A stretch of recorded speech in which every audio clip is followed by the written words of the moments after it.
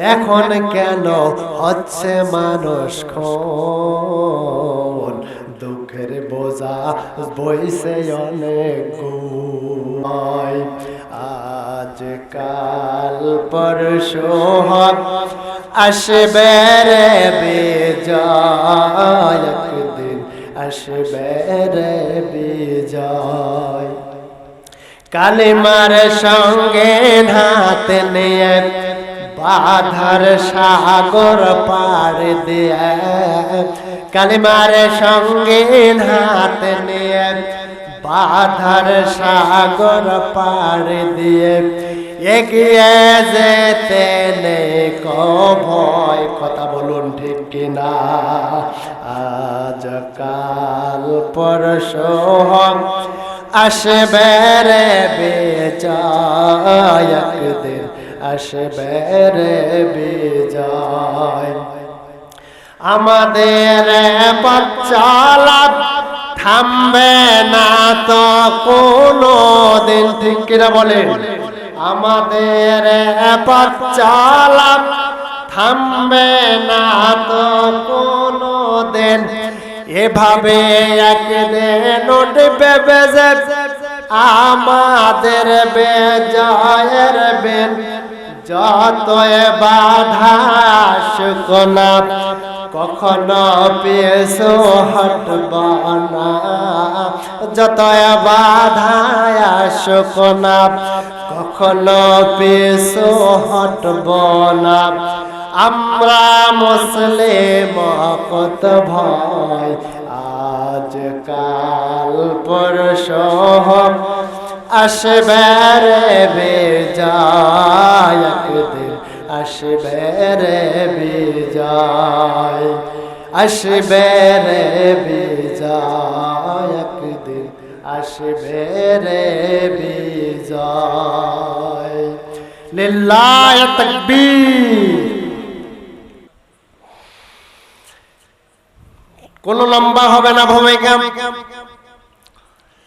এখন থেকে ১৫০০ বছর আগে মহান আল্লাহ পাকের এই কোরআনুল কারীম যেখানে তেলাওয়াত হতো সেখানেই বাধা আসতো। কথা বলুন ঠিক কিনা? বাংলার জমিনেও কিছু কিছু জায়গায় কোরআনের কথা হলেই সেখানে বাধা দেওয়ার মানুষ আসে না? নাই? অবশ্যই আছে, এই জায়গাতেও কিন্তু আছে, এলাকাতেও আছে। ১৫০০ বছর আগে আমার আল্লাহ সুন্দর করে জানিয়ে দিয়েছেন, ইন্নাল্লাযীনা আমানু ওয়া ক্বালাল্লাযীনা কাফারু লা তাসমাউ লিহাযাল কুরআনি ওয়ালগাউ ফীহি লাআল্লাকুম তাগলিবুন।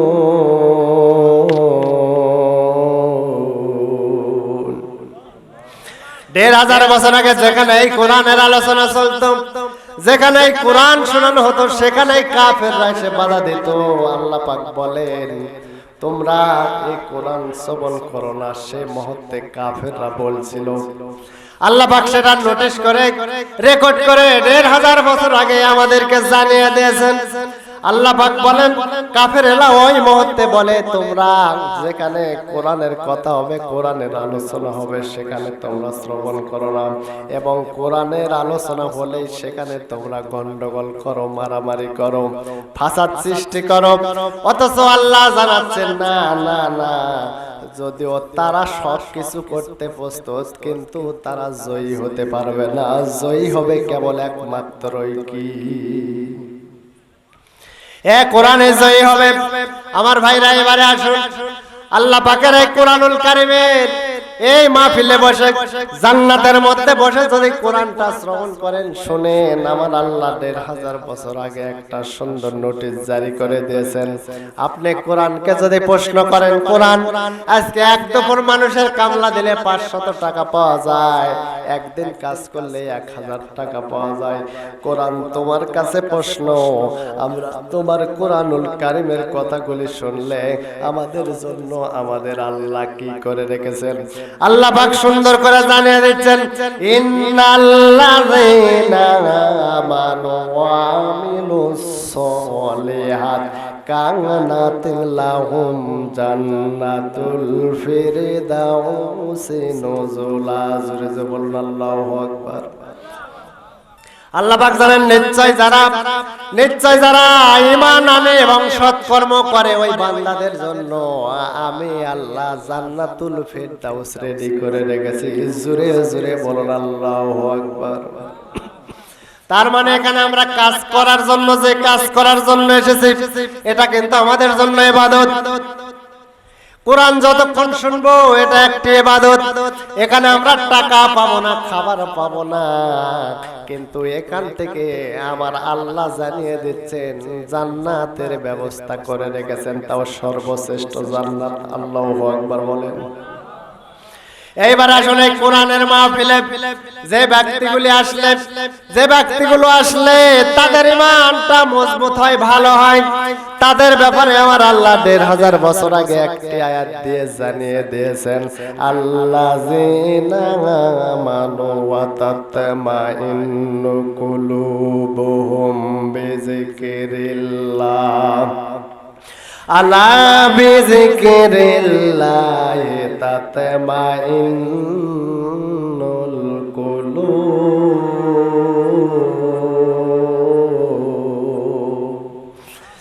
আল্লাহ পাক বলেন যারা ঈমান আনে এবং আল্লাহর স্মরণে যাদের অন্তর প্রশান্ত হয়, আর ঈমান যাদের আছে কেবল কোরআনের জিকির শুনলে তাদের অন্তরে শান্তি আসবে। সুবহানাল্লাহ বলেন।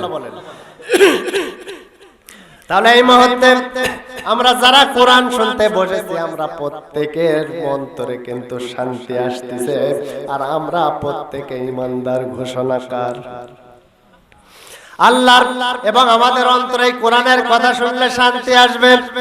এইবারে আসুন আল্লাহ পাকের কাছে যদি প্রশ্ন করেন বেশি উপকার কাদের হয়, আল্লাহ পাক কুরআনুল কারীম নোটিশ করে দিয়ে জানিয়ে দিয়েছেন কোন মানুষদের বেশি উপকার হয়। আল্লাহ পাক ১৫০০ বছর আগে জানিয়ে দিয়েছেন, ওয়াযাক্কির ফাইন্নাজ যিকরা তানফাউল মুমিনিন।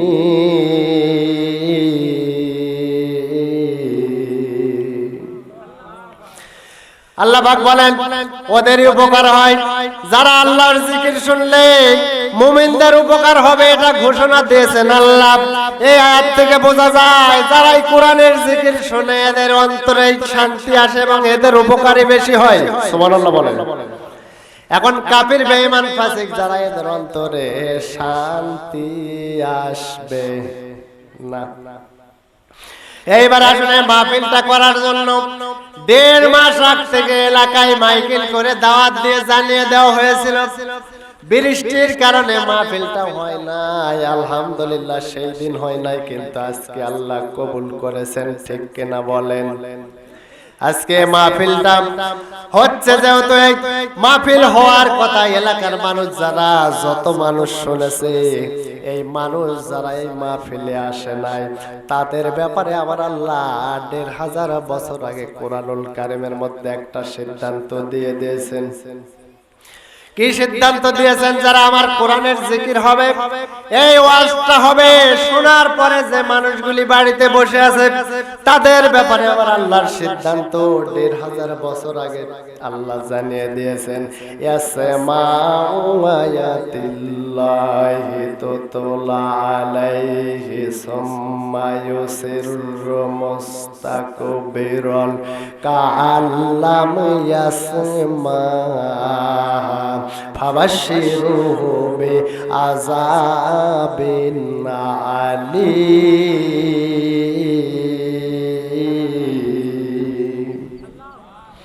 আল্লাহ পাক বলেন যে আমার আয়াতের আবৃত্তি শুনেছে, প্রচার শুনেছে, মাইকিং শুনেছে, এরপরেও নিজ মতবাদে বাড়িতে বসে আছে, হে নবী তাদেরকে সুসংবাদ দিয়ে দিন তাদের জন্য আমি আল্লাহ মর্মান্তিক আযাবের ব্যবস্থা করে রেখেছি। জোরে জোরে বলুন নাউজুবিল্লাহ।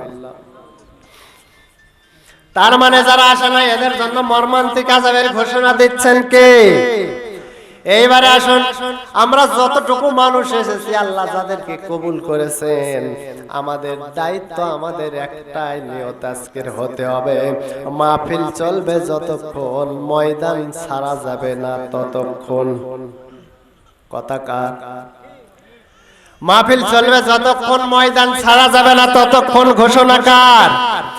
আল্লাহ পাক বলেন, সুন্দর করে জানিয়ে দিয়েছেন, ওয়াইজা আলিমা মিন আয়াতিনা শাইয়ান তাখাযাহা হুজওয়ান উলাইকা লাহুম আযাবুম মুহিন। আল্লাহ পাক বলেন, আর যারা এই মাহফিলে আসে তারা যদি আল্লাহর আয়াত নিয়ে ঠাট্টা করে পরিহাস করে চলে যায়, কেমনে চলে যাবে? কেমনে চলে যাবে? এখানে কোরআন থেকে ওয়াজ হবে, বউরে পর্দার মধ্যে রাখতে হবে, সন্তান বড় হয়েছে 12 বছর হয়েছে, নামাজ পড়ানো লাগবে, কিন্তু সন্তানকে আদর করার কারণে নামাজ পড়াতে পারে না। এরকম সন্তান তো এলাকায় নাই। মা বাবা এত আদর করে, 25-30 বছর বয়সের পর নামাজ পড়ে না। এখন বলছে, কোরআন বলছে নামাজ পড়া লাগবে, যাকাত দিতে হবে, হজ করতে হবে, টাকা থাকলে স্ত্রীকে পর্দার মধ্যে রাখতে হবে, সুদ খাওয়া যাবে না, ঘুষ খাওয়া যাবে না। এই কথাগুলি শোনার পরে যে মানুষগুলি মাহফিল থেকে চলে যাবে, আমার আল্লাহর সিদ্ধান্ত 1000 বছর আগে জানিয়ে দিয়েছেন, তাদের জন্য আমি আল্লাহ লাঞ্ছনাদায়ক শাস্তির ব্যবস্থা করে রেখেছি। জুরে জুরে বলুন নাউজুবিল্লাহ। এই আয়াত থেকে আমাদের একটি শিক্ষা, মাহফিল চলবে যতক্ষণ ময়দান ছাড়া যাবে না। কতক্ষণ মাহফিল আছে, আমরা আছি যতক্ষণ, আপনাদেরকেও থাকতে হবে ততক্ষণ। রাজি তো? রাজি নাই কারা হাত তুলে? রাজি না? দেখছেন চেয়ারম্যান সাহেব, থাকবো যত সময় থাকবো, আমাদের জন্য প্রত্যেক সেকেন্ডে গুনাহ মাফ করে দিচ্ছেন কে? এমন কোন মানুষ নেই আমরা বলতে পারবো না আমার জীবনে গুনাহ নেই। দাঁড়ান, বলেন তো যে আমার জীবনে কোনো গুনাহ নেই, কেউ আছেন? না। আল্লাহ পাক জানাচ্ছেন, ফাউলাইকা ইউবাদদিলুল্লাহু সাইয়্যাতিহিম হাসানা ওয়া কানাল্লাহু গফুরুর রহিম। আল্লাহ পাক বলতেছেন, এই মুহূর্তে আল্লাহর কাছে ফেরেশতারা গিয়ে বলছে, আল্লাহ তোমার ওই যে বান্দা আজকে যোহর আসর মাগরিব ঈশা কিচ্ছু পড়ে নাই, কতগুলি পাপ নিয়ে তোমার জান্নাতের মধ্যে ঢুকে গেছে, ওরে কি করব? আল্লাহ বলছে, ও ফেরেশতা, ওরে ওই জান্নাত থেকে বের করিস না, ওর জিন্দেগিতে যা গুনাহ আছে ওই গুনাহগুলি সব কেটে দে। সুবহানাল্লাহ বলেন। কেন? ও বান্দা যদি নিয়ত করে থাকে আজকে এই মাহফিল থেকে, ফজর থেকে সালাত আদায় করব, নামাজ আদায় করব, মৃত্যু পর্যন্ত নামাজ আদায় করা বন্ধ করব না, ছাড়ব না, এরকম নিয়ত যদি আমরা করতে পারি, এই আয়াতের তাফসীর অনুযায়ী আমরা যত মানুষ আছি আমাদের জিন্দেগির সব গুনাহ আল্লাহ মাফ করে দিয়েছে। শুধু মাফ করে দেন নাই, মাফ করে দেওয়ার পরে আমাদের আমলনামায় যতগুলি গুনাহ ছিল গুনার পরিবর্তে সওয়াব দান করে দিয়েছেন। সুবহানাল্লাহ বলেন। এজন্য আমরা মাহফিলে আসতে পেরে আমরা কিন্তু বেজান না, আমরা খুশি। আর মাহফিলে আমরা আসার জন্য নিঃশ্বাসে নিঃশ্বাসে সওয়াবে পরিণত হয়ে যাচ্ছে আপনার অ্যাকাউন্ট। সুবহানাল্লাহ বলেন। তাহলে আসুন আজকে আপনাদের সামনে পবিত্র কোরআনুল কারীম থেকে সূরা আলে ইমরানের 133-34 নম্বর আয়াত তেলাওয়াত করেছি। আয়াতকে সামনে রেখে কিছু কথা বলার চেষ্টা করব ইনশাআল্লাহ। তবে আপনাদের কাছে প্রশ্ন করতে চাই, আমার আলোচনা কি বোঝা যায়? বোঝা যায়? এখান থেকে 5-6 কিলো দূরে আমার বাড়ি, বেশি দূরে না।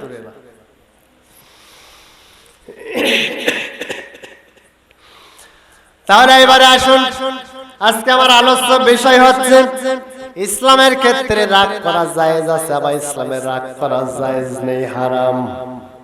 বলছিলাম ইসলামের রাগ করা জায়েজ আছে, আবার রাগ করা হারাম। একটা সাবজেক্টের উপর কথা বলার চেষ্টা করব ইনশাআল্লাহ। সাবজেক্ট থেকে, আয়াত থেকে হাদিসে কুদসির মধ্যে ঢুকলাম। রবিউল আউয়াল মাস কোন মাস? তাফসীর করতাম, কিন্তু যেহেতু জালসা, এজন্য জালসা নিয়ে কিছু ঘটনামূলক, এরপরও হাজে বাজে কোনো কথা বলবো না ইনশাআল্লাহ। সরাসরি কোরআন হাদিসের আলোকে কথা বলবো। হাদিসে কুদসির রিওয়ায়াত, রবিউল মাস মদিনায় আগমনের ৩য় বছর হুজুর সাল্লাল্লাহু আলাইহি ওয়াসাল্লাম মুহাম্মদুর রাসূলুল্লাহ বলুন সাল্লাল্লাহু আলাইহি ওয়াসাল্লাম মদিনায় আগমনের ৩য় বছর ১৪ই রবিউল আউয়াল বৃহস্পতিবার পূর্ণিমা রাত, পরের দিন তো শনিবার, বৃহস্পতিবার পূর্ণিমার রাত, এর পরের দিন তো শনিবার হয় নাকি? কথা বলেন, আপনারা কথা বলবেন ইনশাআল্লাহ। বৃহস্পতিবার পূর্ণিমা রাত, পরের দিন শুক্রবার, আল্লাহর নবী ইশার সালাত আদায় করে ঘুমাচ্ছিলেন। হঠাৎ করে জাগ্রত হয়ে তাহাজ্জুদের নামাজ আদায় করার জন্য উঠবেন, এই নিয়াত করে ঘুমাচ্ছিলেন। তাহাজ্জুদের নামাজ আবার পড়ে আল্লাহর কাছে নিয়াত করেছেন, আমি ফজরের নামাজ পড়বো ইনশাআল্লাহ। হুজুর সাল্লাল্লাহু আলাইহি সাল্লাম তাহাজ্জুদের নামাজ পড়ে ঘুমাচ্ছিলেন। একটু পরে ফজরের আযান হবে। হঠাৎ করে আল্লাহ স্বপ্নের মাধ্যমে ওহী নাজিল করে দিলেন। স্বপ্নের মাধ্যমে নবী রাসূলগণ যা দেখেন, যা শুনেন, সেটা ওহী। ঠিক আছে, স্বপ্নে যেটা দেখেন সেটা ওহী। আল্লাহ নিজে ডাক দিয়ে বলছে, হে দোস্ত, হে দোস্ত, আগামীকাল সকালবেলা ঘুম থেকে উঠে বৃহস্পতিবার পূর্ণিমা রাত স্বপ্ন দেখছিলেন, পরের দিন আপনার শুক্রবার, ফজরের নামাজ আদায় করার জন্য নিয়াত করে ঘুমাচ্ছিলেন। আল্লাহ পাক ডাক দিয়ে ঘুমের মধ্যে বলতেছেন, ওগো দোস্ত, আমার হাবিব, তুমি সকালবেলা ঘুম থেকে উঠে প্রথম অবস্থায় ওই মদিনার দক্ষিণ পূর্ব দক্ষিণ কর্নারে একটা রাস্তা চলে গেছে, এই রাস্তা দিয়ে যেতে যেতে প্রথম অবস্থায় যে জিনিসটা পাবে, অবশ্যই সে জিনিসটা তুমি খেয়ে ফেলবে। ১ নম্বর সত্য। ২ নম্বর সত্য দিলেন। দ্বিতীয় অবস্থায় যেতে যেতে যেতে যেতে হঠাৎ করে রাস্তার মাঝখানে যা দেখতে পাবে মাটির মধ্যে পুঁতে ফেলবে। ২ নম্বর। ৩ নম্বর বিষয় বললেন, এ দোস্ত, তুমি তৃতীয়বারের মতো যা দেখতে পাবে পকেটের মধ্যে তুলে নেবে। চতুর্থবারের মধ্যে তুমি যা দেখতে পাবে, চতুর্থবারের মতো ওই জিনিসটা দেখার সঙ্গে সঙ্গে তুমি পালিয়ে মদিনায় চলে আসবে। বলেন তো কথা কয়টি?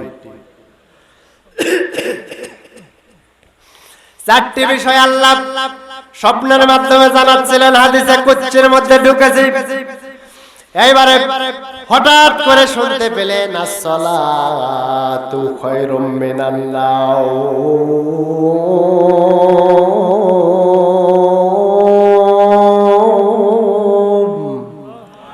এটা তো আসরের নামাজের আযান, ফজর। আমি বলি একটা, বলে আরেকটা। হঠাৎ করে আল্লাহ রাসূলের ঘুম ভেঙে গেল। স্বপ্নের মাধ্যমে যা দেখছেন মনে মনে আয়াতের মধ্যে রেখে ফজরের নামাজের জন্য মসজিদে নববীতে চলে গেছেন। মসজিদে নববীতে গিয়ে ফজরের সালাত আদায় করে পিছন দিকে ঘুরতে হয়। ঘোরার সঙ্গে সঙ্গে জিবরিল আমিন উপস্থিত হয়ে সালাম দিলেন, আসসালামু আলাইকুম ইয়া রাসূলুল্লাহ। জিবরিল আমিনকে বললেন, হে জিবরিল আমিন, ফজরের সালাতে এই মুহূর্তে শেষ করলাম, এই সময় কি খবর? কয়, আল্লাহর হাবিব, আল্লাহ রাসূল, আল্লাহ পাক আপনারে স্বপ্নের মাধ্যমে যা শিখিয়েছেন সেটা বাস্তবে প্রমাণ করার জন্য ওই আল্লাহ আমারে পাঠিয়ে দিয়েছেন। বলুন আল্লাহু আকবার। তাহলে আল্লাহর হাবিব বললেন, জিবরিল, আমি স্বপ্নের মাধ্যমে দেখলাম, তুমি কেমনে বুঝলে?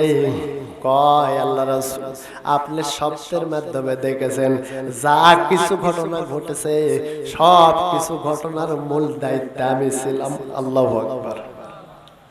একটু অশান্তি হচ্ছে, আমার কথা বলে শান্তি পাচ্ছি না, কারণ হচ্ছে চেয়ারটা একবারে ৫ নাম্বার, কোনোভাবে সাইজ সুইজে হচ্ছে না। আরে বসতে না পারলে ভাই মানে শান্তি মতো কথা বলা যায় না। কাঠের চেয়ারের কথা বললাম, এতগুলি বাড়ি, একটা কাঠের চেয়ার নেই, কি বলবেন?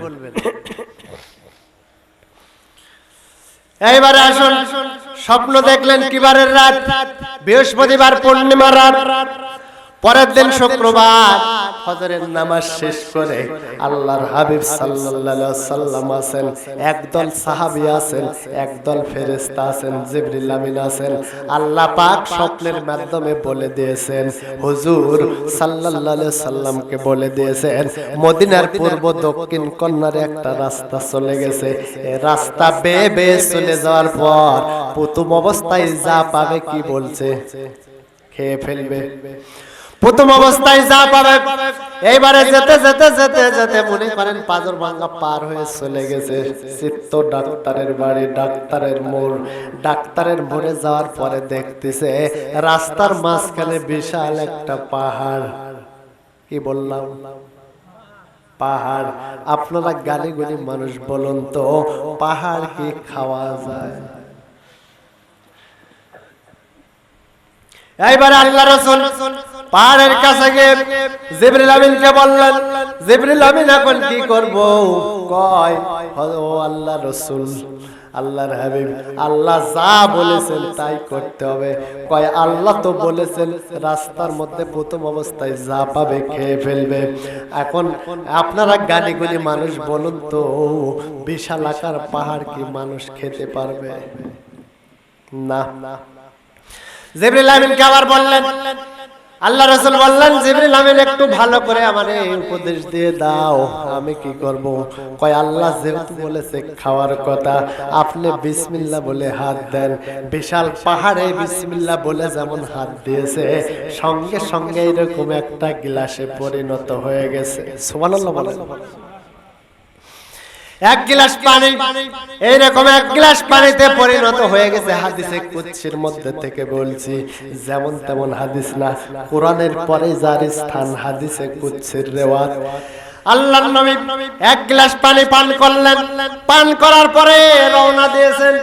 যেতে যেতে যেতে যেতে যেতে আপনার সিংহীহাট পার খোলসাগুড়ির মোড় নাকি বলেন, কুলিহারের মোড় আছে। কুলিহারের মোড়ের কাছে গিয়া দেখতেছে রাস্তার মাঝখানে একটা বাসা বাড়ি। দ্বিতীয় অবস্থায় আল্লাহ স্বপ্নের মাধ্যমে শিখিয়েছেন, দ্বিতীয় অবস্থায় যা পাবে মাটির মধ্যে পুঁতে ফেলবে। এইবারে সাহাবীদেরকে ডাক দিয়ে বললেন, হে সাহাবীরা, আল্লাহ স্বপ্নের মাধ্যমে আমারে শিখিয়ে দিয়েছেন, দ্বিতীয় অবস্থায় আমি যা পাবো এই জিনিসটা মাটির মধ্যে পুঁতে ফেলতে হবে। এইবারে সুন্দর করে সাহাবীরা ১৫০০ বছর আগে কোদাল খন্তি কি ছিল জানি না, গবেষণা মতে ওই সময় গর্ত করার যে জিনিসগুলো ছিল, ওই সময় গর্ত করে বাড়িটা ধরে বাসাটা ধরে মাটির মধ্যে পুঁতে দিয়েছে। মাটির মধ্যে পুঁতে দিয়ে রওনা দিয়েছে। যেতে যেতে যেতে যেতে যেতে আপনার জলছাত্র মোড়ের কাছে চলে গেছে। আপনারা বলুন তো, স্বপ্ন দেখছিলেন রাত্রি বেলায়, ফজরের নামাজ আদায় করে রওনা দিয়েছেন, এখনো খাবার খায় নাই। আপনারা গালি গলি মানুষ বলুন তো, আপনি ১-১.৫ ঘন্টা হাঁটলে কিন্তু পরিশ্রমের দরকার আছে না নাই? বিশ্রাম নেওয়ার, পরিশ্রম হওয়ার ফলে আপনাকে বিশ্রাম নিতে হবে। এইবারে আপনার জলছাত্রর মোড়ে গিয়ে আল্লাহ রাসূল বললেন, হে সাহাবায়ে কেরাম, ফেরেশতাগণ, জিবরিল আমিন, আমারে একটু বিশ্রামের প্রয়োজন, একটু বিশ্রাম করতে চাই। কয়, আল্লাহ রাসূল আপনি বিশ্রাম করেন, সমস্যা নাই। এইবারে বিশ্রাম করার জন্য একটা গাছের নিচে বসেছে। সঙ্গে সঙ্গে ছোট্ট একটা সুন্দর একটা পাখি মক্কার দিক থেকে দৌড়ে এসে বলতেছে, ইয়া রাসূলুল্লাহ, আপনি আল্লাহর রহমতে আমারে যদি না বাঁচান, ওই যে মক্কার বড় বাজ পাখি আমারে ধাওয়া করেছে, খেয়ে ফেলবে। আপনারা গালি গলি মানুষ বলুন তো, ৩ নম্বর শর্ত ছিল, যা পাবে কি করবে? পকেটের মধ্যে তুলে নেবে। আল্লাহ রাসূল সাল্লাল্লাহু আলাইহি ওয়াসাল্লাম পকেটের মধ্যে তুলে নিলেন। এইবারে আল্লাহ রাসূল বিশ্রাম শেষ করে, ভাই রাগ করে চলে গেলেন নাকি? আপনার কথা, আপনার ওয়াজ না শুনে কিন্তু, হ্যাঁ আপনার ওয়াজ হবে কিন্তু, হ্যাঁ আসেন। এইবারে বিশ্রাম সেরে, আমার আলোচনা কি বোঝা যায় ভাই? না বুঝলে বলেন হুজুর কিছু বোঝা যায় না, আপনি নামে যান, বক্তা দিয়ে দেন, আপত্তি নাই। একটু কালেমা পড়ুন, লা ইলাহা সুবহানাল্লাহ আলহামদুলিল্লাহ লা ইলাহা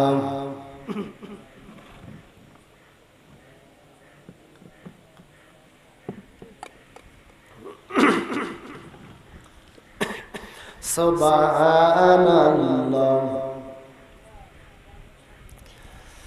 লা ইলাহা ইল্লাল্লাহ মুহাম্মাদুর রাসূলুল্লাহ সাল্লাল্লাহু আলাইহি ওয়াসাল্লাম। আমার ভাইরা একটু কান লাগান, এইবারে জলছাত্র মোড় পার হয়ে চলে যাচ্ছে। বিশ্রাম শেষ, আর বিশ্রামের প্রয়োজন নেই। লৌহাটার মোড়ে যাওয়ার পরে দেখতেছে লৌহাটার মোড়ে বিশাল বিল্ডিং এর উপরে, হাদিসের মধ্যে আছে বিশাল একটা পাহাড়ের উপরে একটা উট কিংবা বড় দুম্বা মোড়ে পচে গলে আছে, মশা মাছিগুলো ভিন ভিন করে পড়তেছে। আল্লাহ পাক সব কিয়াছিলেন, হে হাবিব, হে নবী, চতুর্থবার যে জিনিসটা দেখতে পাবে সঙ্গে সঙ্গে পালিয়ে মদিনায় চলে আসবে। সত্য কয়টি? চারটি সত্য। চারটি সত্য শেষে এইবারে আল্লাহ রাসূল সাল্লাল্লাহু আলাইহি ওয়াসাল্লাম চলে আসলেন। এইবারে মদিনায় চলে আসলেন। মদিনায় চলে এসে জিবরিল আমিনকে বললেন, আপনার ওই দিন কিন্তু বৃহস্পতিবার পূর্ণিমা রাত, পরের দিন জুমার দিন, ফজরের নামাজ আদায় করে এতক্ষণ পর্যন্ত সফর করলেন। এখন সালাতুল জুমা, জুমার খুতবা শেষের নামাজ পড়ে জিবরিল আমিনকে বললেন, হে জিবরিল আমিন, এতক্ষণ পর্যন্ত ফজর থেকে এতক্ষণ পর্যন্ত যে বিষয়গুলো আমি প্র্যাকটিক্যাল প্রমাণ করলাম তুমি আমার সাথে ছিলে, জিবরিল আমিন তুমি বলো তো এই জিনিসগুলোর ব্যাখ্যাকে আমার নতুন প্রজন্মের জন্য, আমার জাতির জন্য, আমার উম্মতদের জন্য এই জিনিস থেকে কি উপকার আসবে, কি কাজে লাগবে। এখন সুন্দর করে জিবরিল আমিন বললেন, তাহলে সামনে যাওয়া যাক। সামনে হুজুর সাল্লাল্লাহু আলাইহি সাল্লাম যাওয়ার জন্য প্রস্তুত হলেন।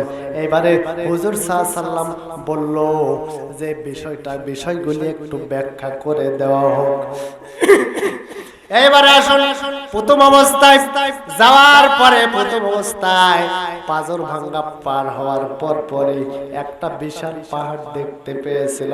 পাহাড়টাতে হাত দেওয়ার সঙ্গে সঙ্গে এক গিলাস পানি হয়ে গিয়েছিল। এই পাহাড়টাই হচ্ছে বিশাল রাগ। ইসলামের রাগ করা জায়েজ আছে, আবার ইসলামের রাগ করা হারাম। আলোচ্য বিষয় আমার রাগ। আমরা রাগ করতে পারবো না। অনেক সময় অনেক মানুষের শরীরে এত রাগ বেশি হয়ে যায়, মাঠ থেকে এসে, বিল থেকে আসে, অফিস থেকে এসে, বাজার থেকে এসে বউকে ডাক দিয়ে যদি বউকে সামনাসামনি তাড়াতাড়ি না পায়, হালা পান্টি 1.5 হাতা দেয়া কিন্তু মের শুরু করে দেয়, আছে না নাই? এই রাগটা করা যাবে না ভাই। রাগ হারাম ইসলামে, আবার রাগ করা যায় আছে ইসলামের ক্ষেত্রে। চলুন তাহলে আল্লাহ পাক সুন্দর করে জানিয়ে দিলেন সূরা আলে ইমরানের 133-34 নম্বর আয়াতে। আল্লাহ পাক সুন্দর করে জানিয়ে দিলেন, সকলে জবান খুলে পড়ুন, আউযু বিল্লাহি মিনাশ শাইতানির রাজিম, বিসমিল্লাহির রহমানির রহিম, ওয়াশারিউ ইলা মাগফিরাতিম মির রাব্বিকুম ওয়া জান্নাতিন আরদুহাস সামাওয়াতু ওয়াল আরদ উইদ্দাত লিল মুত্তাকিন।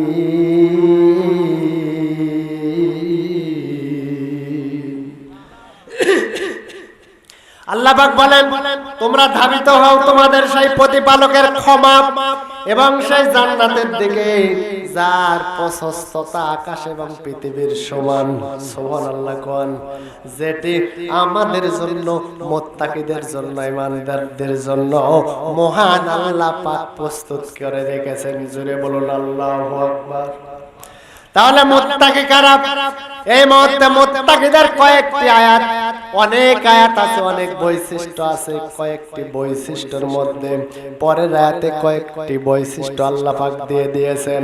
আল্লাযীনা ইউনফিকুনা ফিশ-শাররাই ওয়া দাররাই ওয়াল কাযিমিনাল গায়জ ওয়াল আফিনা আনিন নাস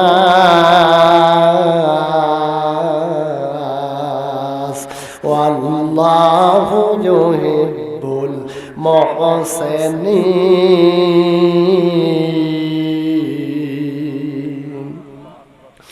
আল্লাহ পাক বলেন, যারা সুখে থাকলেও দান করে, দুঃখে থাকলেও দান করে, আর রাগ আসলে হজম করে।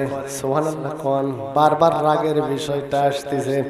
রাগ আসলে হজম করে, ওই মানুষদেরকে আল্লাহ ক্ষমা করে দেন এবং আল্লাহ পাক সৎ কর্মশীলদেরকে ভালোবাসেন।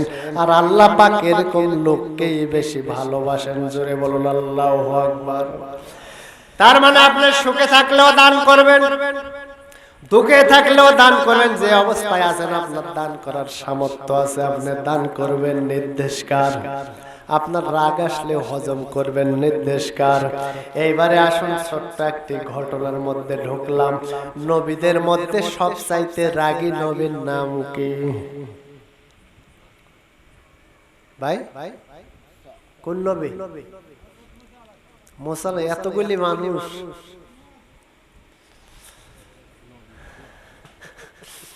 ওমর তো সাহাবী। আমি বলছি সবচাইতে রাগী নবীর নাম কি? সবচাইতে রাগী নবীর নাম হচ্ছে মুসা আলাইহিস সালাম। মুসা পয়গম্বরের রাগ বেশি ছিল।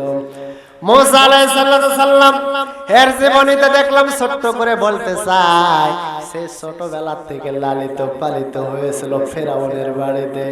আসিয়া রাদিয়াল্লাহু তাআলা আনহা লালন পালন করেছিলেন। ছোট্ট ঘটনা, রাগ অনেক বেশি ছিল। কেমনে রাগ হয়েছিল? ফেরাউনের বাড়িতে লালিত পালিত, প্রত্যেকটা দিন ফেরাউন কুলে নিত, কুলে নিয়ে চুমু খাওয়ার চেষ্টা করত, কিন্তু ফেরাউন একটা দিনও চুমু খেতে পারত না।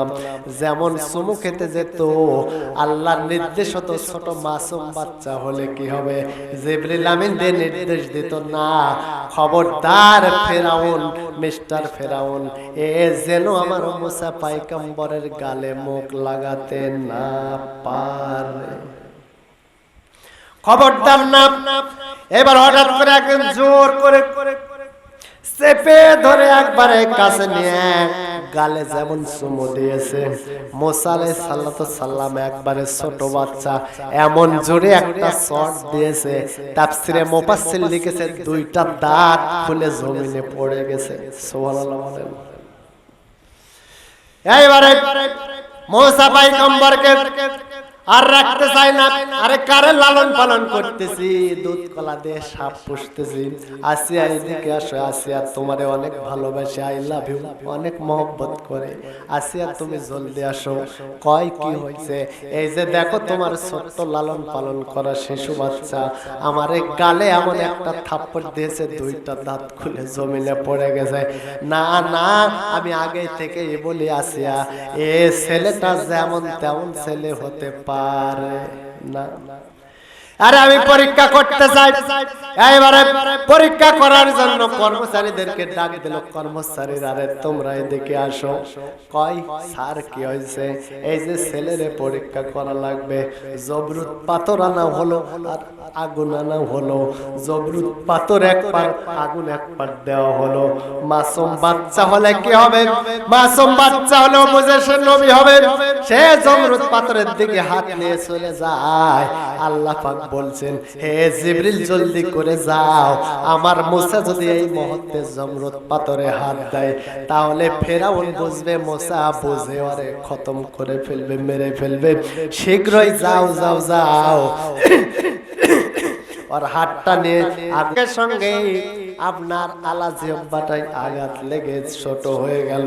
সেই দিন থেকে মুসা তোতলা হয়ে গেল এবং রাগের পরিমাণটা বেড়ে গেল।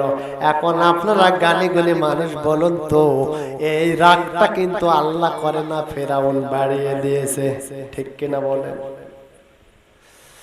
সিদ্ধান্ত আল্লাহর হতে পারে, কিন্তু ফেরাউনের কারণে আল্লাহ জিহ্বাটা ছোট হওয়ার কারণে তুতু তুতু করে। আমার ভাইরা, যেই মুহূর্তে যেই জায়গায় যাই যে কাজ করতে যায়, সঙ্গে সঙ্গে একটু অপরাধ পেলে একবারে রাগ বেশি হয়ে যায়, চোখগুলো লাল হয়ে যায়, চুলগুলো খাড়া হয়ে যায়। মুসা পয়গম্বর বারবার আল্লাহর দিকে বড় হয়ে গেল, বয়সে উপনীত হয়ে গেছে, বারবার আল্লাহর দিকে তাকায় আর বলে, আল্লাহ তুমি আমারে যেহেতু নবী বানাবে, সেহেতু নবুয়ত কেন দাও না? সুন্দর একটি ঘটনা হাদিসে কুদসির মধ্য থেকে বলছি ভাইজান। মুসা আলাইহিস সালাম বারবার আকাশের দিকে তাকায়, তাকায় লাভ হয় না। হঠাৎ করে একদিন তাকিয়ে বলতেছে, আল্লাহ তুমি কি আমারে নবুয়ত দেবা না? আল্লাহ কয়, মুসা তোমারে নবুয়ত দিতে চাই, কিন্তু বড় সমস্যা রাগের দোষ, রাগ করে তুমি উলট পালট করে ফেলো কিনা। কারণ রাগে মানুষকে যেমন তেমন জায়গায় বসানো যায় না, কিন্তু হাদিস শরীফের মধ্যে এসেছে, রাগী মানুষকে কোনো দায়িত্ব দিলে সেই দায়িত্বটা ভালো চলে, ঠিক কিনা বলেন? এইবারে মুসা পয়গম্বর, মুসা আলাইহিস সালাম আল্লাহকে বলল, আল্লাহ আমি আর রাগ করি না, রাগ করব না, আল্লাহ আমারে পরীক্ষা করতে পারেন। মুসা আল্লাহর কাছে দরখাস্ত পেশ করেন, আল্লাহ আমারে আপনি পরীক্ষা করতে পারেন, আমি আর রাগ করে না। কয় সত্যি কি তুমি আর রাগ করবে না? কয় হ্যাঁ। তাহলে তোমারে পরীক্ষা করতে চাই। কিসের পরীক্ষা? রাগের পরীক্ষা। রাগ যদি কমে যায় নবুয়ত দিবেন কে? আল্লাহ। সুবহানাল্লাহ। এইবার আল্লাহর কাছে ফরিয়াদ জানালো মুসা আলাইহিস সালাম, আল্লাহ আমারে আপনি পরীক্ষা করে দেখেন, আমি আর রাগ করব না, রাগ কমিয়ে দিয়েছি। কয় মুসা তুমি যদি রাগ না করো, তুমি যদি পরীক্ষায় পাস করতে চাও, তাহলে শীঘ্রই 100টি ছাগল কিনো। কি কিনো? 100টি ছাগল। 100টি ছাগল কিনে তুমি মাঠে চড়াও। আপনারা গানি গুনি মানুষ বলুন তো, ছাগল চড়ানোর কাম যেমন তেমন মানুষে দিয়ে চলবে। রাস্তা দিয়ে যাওয়ার সময় এর ফসলে এক কামড় দিবে, আরেকজনের ফসলে এক কামড় দিবে, একটু বাড়ি দিবেন, প্যা করে উঠবে, অনেক ঝামেলা। আর মুসা পয়গম্বরকে আল্লাহ নির্দেশ দিলেন 100টি ছাগল কিনে মাঠে চড়াও। হাদিস থেকে প্রমাণ পাওয়া যায়, প্রত্যেকটা নবী রাসূলগণকে দিয়ে আল্লাহ ছাগল উট চড়িয়েছেন। সুবহানাল্লাহ বলেন। তাহলে এইবারে আল্লাহ পাক নবীকে বললেন, নাও মুসা তুমি 100টি ছাগল কিনো। মুসা পয়গম্বর 100টি ছাগল কিনে এইবারে মরুভূমির প্রান্তরে মিশরের কথা বলছি ভাই, মিশরের ঘটনা বলতেছি। মিশরের মরুভূমির এলাকায় বালুচর জায়গায় নিয়ে যায় মুসা পয়গম্বরের হাতে একটা লাঠি থাকতো। লাঠিটা হাতে নিয়ে সুন্দর করে ছাগলগুলি ছেড়ে দিয়ে রশিগুলো মাথার তলে দিয়ে ঘুমিয়ে গেছে। মুসা আলাইহিস সালাম রশিগুলো মাথার তলে দিয়ে হাতের লাঠিটা সামনে রেখে ঘুমিয়ে গেছেন। হঠাৎ করে একটা ছাগল একটা কৃষকের জমির গম খেয়েছে। গম বোঝেন তো, রুটি খাওয়া গম। এইবারে গমের জমিতে গিয়ে কিছু গম খেয়েছে। হাদিস প্রমাণ দেয়, তাফসীর প্রমাণ দেয়, মিশর রাষ্ট্রে সেই সময় থেকে অনেক গম হতো, প্রচুর পরিমাণে গম হতো। গমের জমিতে গম খেয়েছে। কৃষক বেটা এসে দেখতেছে, আরে মুসা তো ভালো মানুষ, এ একটা আল্লাহওয়ালা মানুষ, ইমানদার মানুষ দাবি করে, এ মানুষটা ছাগলগুলি ছেড়ে দিয়ে আমার জমির গম খাওয়াইছে, আমি আরে ছাড়বো না। এইবারে মুসা পয়গম্বরের কাছে গিয়ে বলতেছে, এই বেটা উঠো। মুসা আলাইহিস সালাম লাফ দিয়ে উঠে রাগান্বিত অবস্থায় বলতেছে, এই বেটা তুমি কে? এই বেটা বলে চুলগুলি খাড়া করে ফেলছে, চোখগুলি লাল হয়ে গেছে। হঠাৎ করে মনে হয়েছে এই মুহূর্তে যদি রাগ করে আল্লাহ তো বেজার হয়ে যাবে, আর রাগের পরীক্ষা আমি এই মুহূর্তে দিচ্ছি, রাগ করা যাবে? তারপরও রাগ করে ফেলেছে, ফেলে মনে মনে একবারে চিন্তিত অবস্থায় বলতেছে, বাবা কি হয়েছে? ধীরে করে নরমালে বলতেছে, কৃষক বেটা কি হয়েছে? কয় এই যে দেখো তুমি এত বড় জুব্বেওয়ালা লোক, পাঞ্জাবি আলে লোক, ইসলামী লোক, তুমি দরবেশ ওয়ালা লোক, আমার জমির এতগুলি গম খেয়েছে তোমার এই ছাগল। হাদিসে কুদসির মধ্য থেকে বলতেছে। এইবারে বলতেছে মুসা আলাইহিস সালাম, এ কৃষক বেটা, তোমার জমির কতগুলি গম খেয়েছে? কয় হুজুর, আপনার এই ছাগলটায় যতগুলি গম খেয়েছে 50 দিরহাম যদি দেন তাহলে আমার গমের জরিমানা পরিশোধ হবে। মুসা আলাইহিস সালাম বললেন, ঠিক আছে দেওয়া হবে। এইবারে ওয়াদাবদ্ধ হয়ে গেলেন। এইবারে যে ছাগলটা গম খেয়েছে এই ছাগলটাকে উদ্দেশ্য করে হাতে লাঠি নিয়ে বলতেছে, ছাগল এই দিকে আয়। আপনারা গালি গলি মানুষ বলুন তো, ছাগলকে লাঠি নিয়ে ডাক দিলে ছাগল তো আসবে? আসবে না দৌড় দেবে? এইবারে লাঠি নিয়ে ডাকে, ছাগল এইদিকে আয়। এইদিকে ছাগল দৌড়ায়, মুসা পয়গম্বর দৌড়ায়, ছাগলও দৌড়ায়, মুসা পয়গম্বর দৌড়াও। দৌড়াতে দৌড়াতে আপনার এই যে সুইচ গেটের কাছে গিয়ে দ্বীপের ড্রেন, এই ড্রেনটা ছিল উষার, এই ড্রেনে গিয়ে ছাগল লাফ দিয়ে পার হয়ে চলে গেছে। মুসা পয়গম্বর যেমন লাফ দিয়েছে ড্রেনের মধ্যে পড়ে গেছে, পড়ে গিয়ে জুব্বা টুব্বা সব কাদা অবস্থায় ভরে গেছে। আপনারা গালি মানুষ বলুন তো, মুসার রাগ তো আগের চেয়ে অনেক কমে গেছে। কমে গেছে তো নাকি বেশি হয়েছে? তাহলে আমরা শুনতেছি আলোচ্য বিষয় রাগ। ইসলামে রাগ করা জায়েজ আছে, আবার রাগ করা হারাম। এটা আমার কথা না, ১৫০০ বছর আগে আল্লাহ পাকের নবীকে সুন্দর করে হাদিসে কুদসির রিওয়ায়াতটা বর্ণনা করে দিয়েছেন কে?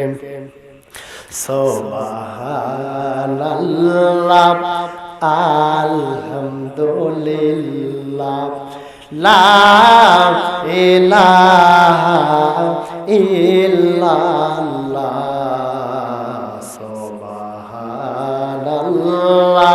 বলুন সবাই, আলহামদুলিল্লাহ, লা ইলাহা ইল্লাল্লাহ, তুমি বাঁচাও, তুমি মারো, অবিরত ক্ষমা করো, তুমি বাঁচাও, তুমি মারো, অবিরত ক্ষমা করো। ধরার যেজন তাকে ধরো, ধরার যেজন তাকে ধরো, তোমার মুঠোয় সবে আল্লাহ। সুবহান আল্লাহ, আলহামদুলিল্লাহ, লা ইলাহা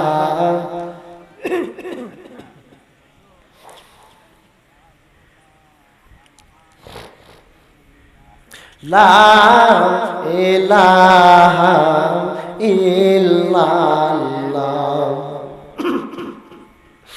তোমার জিকে পরে অবাধ্য হই কেমন করে, তোমার জিকে পড়ে অবাধ্য হই কেমন করে,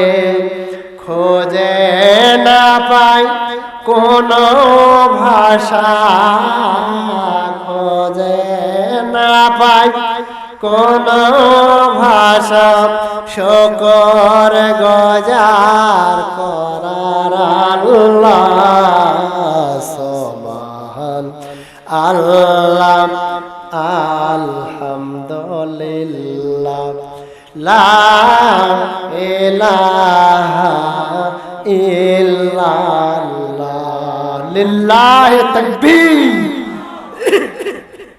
এই দুলাল ভাই,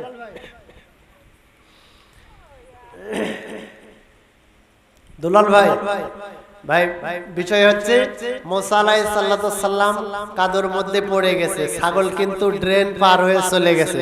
মুসা কিছুক্ষণ কাদর মধ্যে থাক, এখন মিনিট 5-7-10 দুলাল ভাই একটু কিছু আবেগের কথা তার বলতে পারেন। আপনাদের যেহেতু নিজের সন্তান, আপনাদেরই প্রতিবেশী, উনি কিছু মনের আবেগ নিয়ে কিছু কথা বলবেন, উন্নয়ন কল্পে কিছু কথা বলবেন, এরপরে আমি কালেকশনে যাব ইনশাআল্লাহ। মুসা পয়গম্বর থাক, পরে বলবো কি হচ্ছে না কি বলবেন ভাই।